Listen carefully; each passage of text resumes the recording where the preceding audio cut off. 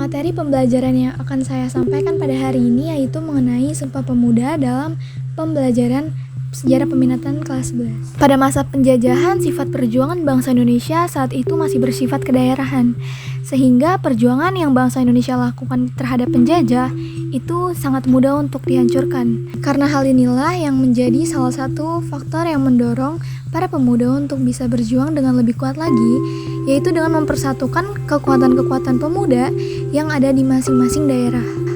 Sampai pada akhirnya, tercetuslah ide untuk mengadakan kegiatan musyawarah untuk mempertemukan berbagai organisasi kepemudaan.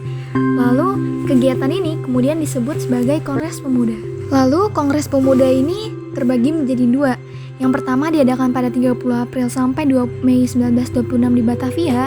Yang kedua diadakan pada tanggal 27 hingga 28 Oktober 1928 di Jakarta. Jadi, apa sih makna Sumpah Pemuda di era milenial? Yang pertama adalah mempunyai sikap saling menghormati dan menghargai. Di era milenial ini, para pemuda diharapkan dapat mempersatukan seluruh aspek bangsa, seperti ras, agama, dan suku yang ada di Indonesia. Contohnya saja dengan menanamkan toleransi antar kelompok. Yang kedua adalah menanamkan rasa cinta tanah air.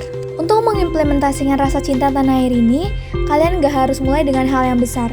Mulailah dengan hal kecil yang ada di sekitar kalian. Seperti contohnya yaitu dengan mendukung produk lokal. Yang terakhir adalah menggunakan bahasa Indonesia yang baik dan benar. Di era globalisasi ini banyak pengaruh asing yang masuk ke dalam Indonesia. Salah satu contohnya adalah penggunaan bahasa asing.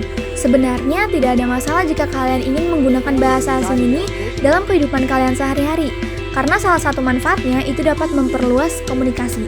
Namun ingat, jika hal tersebut dilakukan secara terus-menerus, tentu saja itu akan mengancam keberadaan bahasa Indonesia itu sendiri. Karena pada dasarnya, bahasa Indonesia merupakan bahasa pemersatu bangsa yang seharusnya kita banggakan. Maka dari itu, untuk menghargai perjuangan para pemuda, kita harus menerapkan makna Sumpah Pemuda itu sendiri. Penerapannya bukan hanya dilakukan ketika peringatan Hari Sumpah Pemuda saja, namun hal ini juga perlu dipraktikkan secara terus-menerus sehingga makna dari Sumpah Pemuda itu sendiri dapat dirasakan dalam kehidupan sehari-hari. Demikian penjelasan yang saya sampaikan. Terima kasih.